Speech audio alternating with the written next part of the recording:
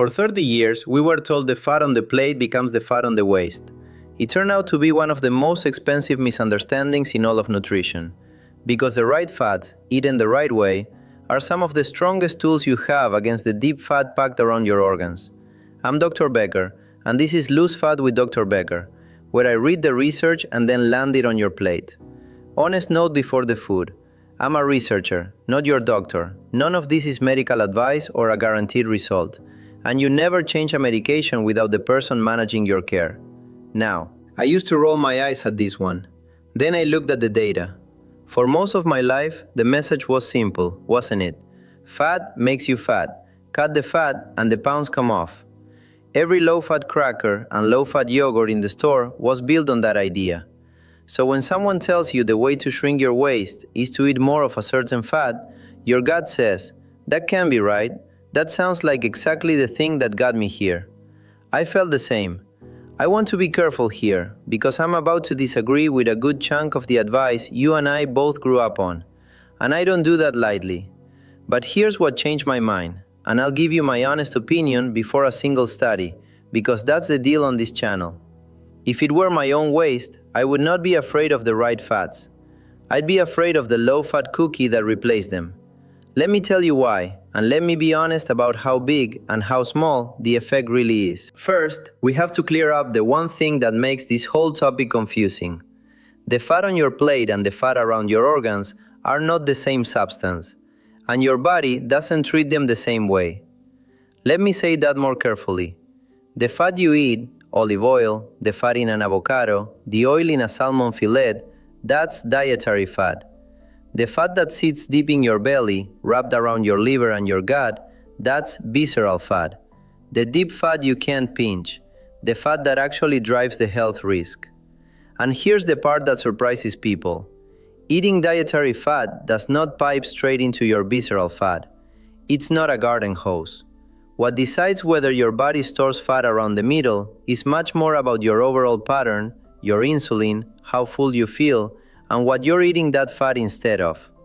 That last part is the whole game, and I'll come back to it. So when we talk about a fat that helps shrink your waist, we are really talking about a swap and a signal.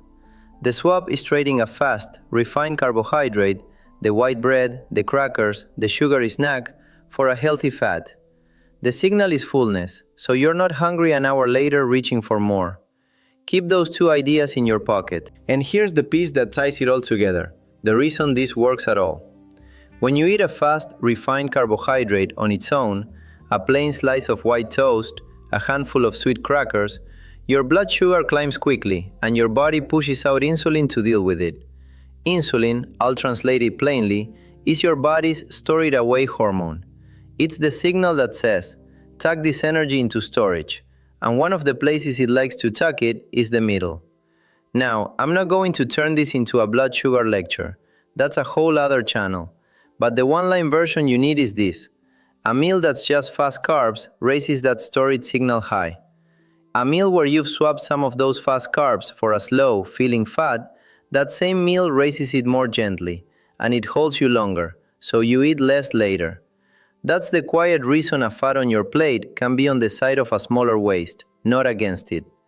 It's not the fat burning anything. It's the fat calming the storage signal and shutting down the snacking.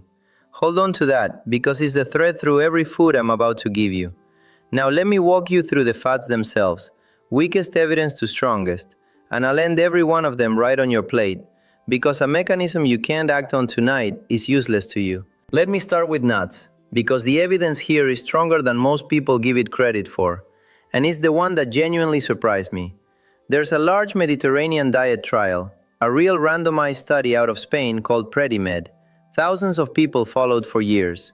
One arm ate a Mediterranean pattern with a daily handful of mixed nuts added. And here's the honest, specific number. That nut group shrank their waist compared to the low-fat control group. The reduction was real and it was statistically meaningful. But I want you to hear the size of it, because the thumbnail world would never tell you. We're talking on the order of a centimeter of waist over the study, not 6 inches, not a dramatic transformation, a nudge measured carefully in the right direction from a food that most people assume is fattening. Why would nuts, which are calorie dense, not blow up your waistline. A few reasons the research points to. Nuts are slow. The fat and fiber and protein together mean they fill you up, so you tend to eat less of the fast stuff around them. That's the satiety signal I mentioned. Satiety just meaning how full and how long you stay full. And some of the fat and calories in whole nuts actually isn't fully absorbed, it passes through. I know what some of you are thinking, but every diet I ever did said nuts were off limits, too many calories. Fair. That was the low-fat logic, and it missed that a handful of almonds at 3 in the afternoon can stop the vending machine rate at 4. That's the trade that matters. So here's exactly what to do, and it's cheap. A small handful, not a bowl in front of the television. A handful, roughly what fits in your closed palm. Almonds, walnuts, pistachios, whatever's on sale, and buy them raw or dry roasted, and unsalted if you can. Walnuts have a bonus we'll get to in a minute. Eat them as the swap, in place of the crackers or the cookie, mid-afternoon when the hunger usually gets you. That's the whole instruction, a palmful, instead of, not in addition to.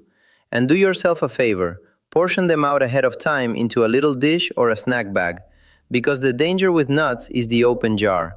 One handful becomes 4 while you're watching the television and not paying attention. Portioned, they're your ally. Straight from the jar, they'll quietly undo the whole point. Now that's one. Here's the next, and it's the one I'd build a whole plate around. Extra virgin olive oil.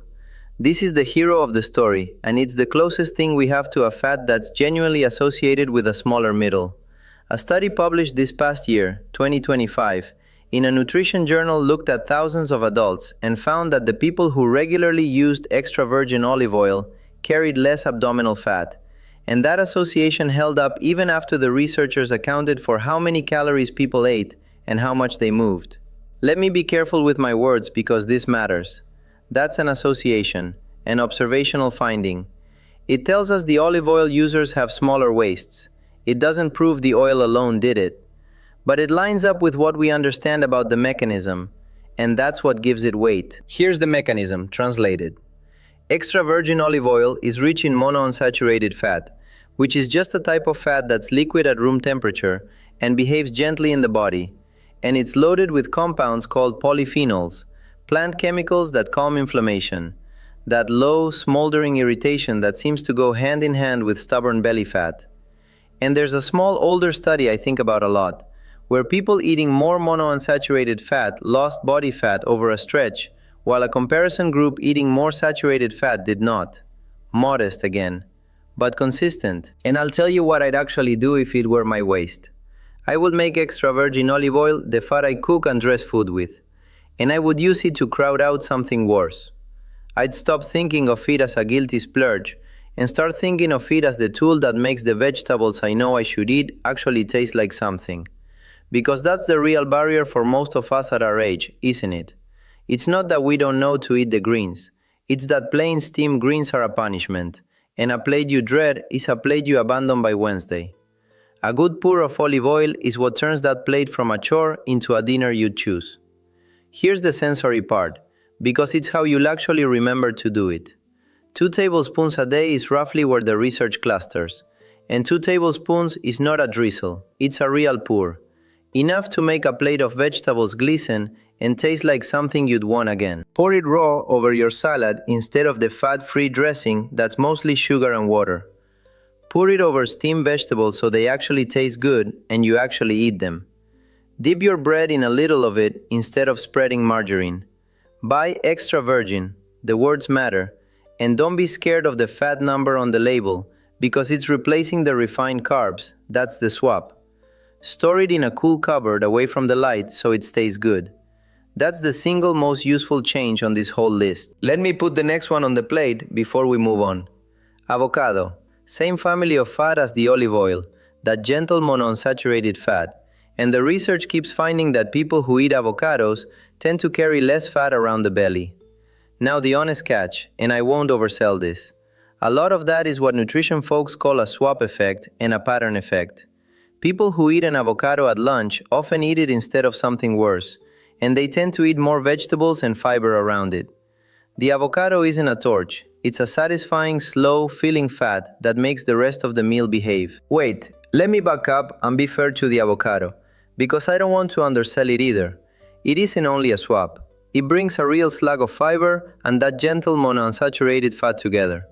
And that combination is generally filling, the kind of full that lasts. So it's doing honest work on the fullness signal, not just standing politely in for something worse. Both things are true. It's a good fat and it's a good swap. And it's the pairing of the two that shows up next to a smaller waist in the research. The practical version. Half an avocado, not the whole thing every time, half. Mash it onto whole grain toast in place of butter or cream cheese. Slice it into a salad so the salad actually holds you till dinner. Use it where you'd have reached for a processed dip or a fatty sauce. Cheapest way to do this? Buy them a little firm and let them ripen on the counter. And if fresh ones are dear where you are, the plain frozen chunks work fine mashed. Half an avocado as the swap. You're seeing the pattern now, aren't you? It's never the food as a magic bullet. It's the food standing in for the thing that was quietly working against you. Second to last, and this one's for the fish counter. Oily fish, salmon, sardines, mackerel, the fish that carry omega-3 fats, a kind of fat we mostly have to get from food because our bodies barely make it. In weight loss studies, people who added more omega-3 while dieting tended to lose a bit more around the waist and a bit more of that deep visceral fat than the folks who didn't. The mechanism seems to run through inflammation and through how the body burns fat for fuel. And again, hear me, the effect is a helper, not the whole engine. Omega-3 isn't going to melt your metal on its own. It tilts the odds while you're doing the rest. Here's how I'd work it into a week, realistically, because fresh salmon can cost a fortune. 2 meals a week of oily fish is the target most research lands on, and the cheap version is the good version here. A tin of sardines on toast. Tin mackerel or salmon stirred into a salad or a bit of pasta. Frozen fillets from the big bag. It does not need to be a beautiful restaurant piece of fish to count. It needs to be oily fish, twice a week. And remember those walnuts from earlier? They carry a plant form of the same omega-3. So a handful of walnuts is your backup on the days there's no fish. That's the doable amount. 2 tins, 2 dinners. Done. And let me anchor that with the fish counter itself, because I know how it goes. You walk in, the fresh salmon is priced like jewelry, and you walk right back out, and the good intention dies at the door. Don't do the fresh fillet dance. Go straight to the tinned aisle. Sardines in olive oil if they've got them. That's 2 of our fats in one little can. And to the freezer, the bag of plain fillets you can pull one out of on a Tuesday night. I want this to survive contact with a real week and a real budget, and the tinned, frozen version is the one that does. A meal, in this case, is a palm-sized piece, about the size of the flat of your hand, or 1 decent tin. You're not force-feeding yourself fish. Twice. That's it. Now, a quick word on the things people ask about in the same breath. The green tea, the black coffee, the cayenne. Because you'll have seen 100 thumbnails swearing they burn belly fat. Here's my honest read. A plain cup of green tea or black coffee gives your metabolism the faintest little lift, a real but tiny effect. And if you're drinking it in place of a sugary drink, that swap does more good than the tea itself ever could. So enjoy them, unsweetened, as a swap for the soda or the sweet coffee, and expect nothing dramatic from the cup alone. I mention it only so you don't spend money on an expensive green tea fat burner pill, chasing an effect that a $2 box of tea bags barely delivers. Keep your money. The fats we've talked about will do more. And there's your short list. Nuts, extra virgin olive oil, avocado, oily fish. Every one of them a fat, and every one of them, in the research, sitting alongside a smaller waist, not because it burns anything, but because of what it does to your fullness, your inflammation, and above all, what it replaces on the plate. Which brings me to the honest turn, and I need you to stay with me for this part more than any other. Let me be straight with you about that number in the title. 6 inches off your waist.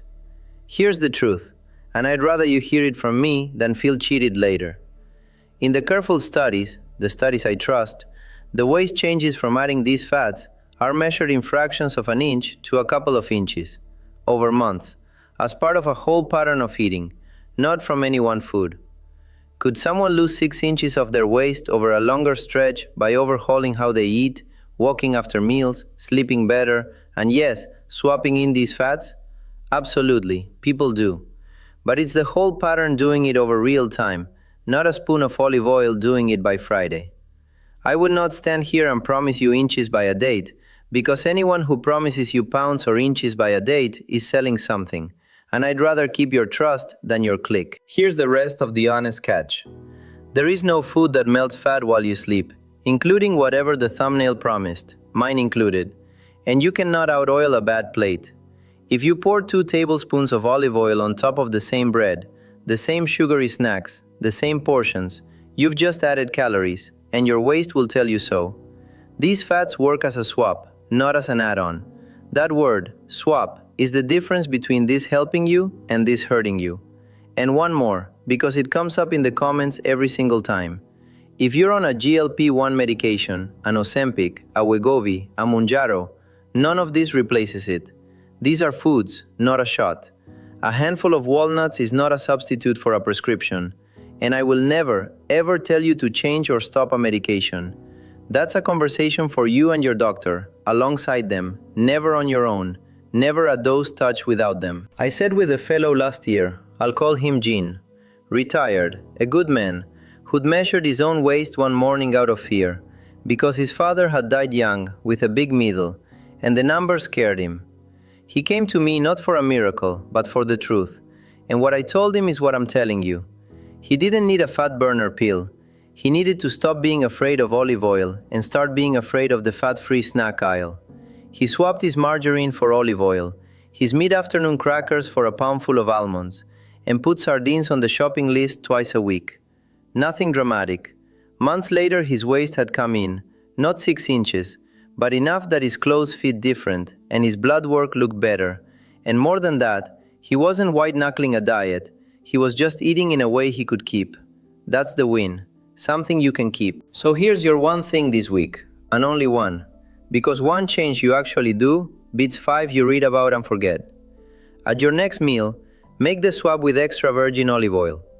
Take whatever you are going to use, the fat-free dressing, the margarine, the packaged sauce, and replace it with a real pour of good olive oil, 2 tablespoons, over your vegetables or your salad or your bread. Not on top of what you were eating, in place of it. Do that one swap, 1 meal a day, this week, and notice 2 things. Notice that the food tastes better, and notice that you're not hunting for a snack an hour later. That fullness is the whole point. It's the cheapest, most repeatable lever you've got.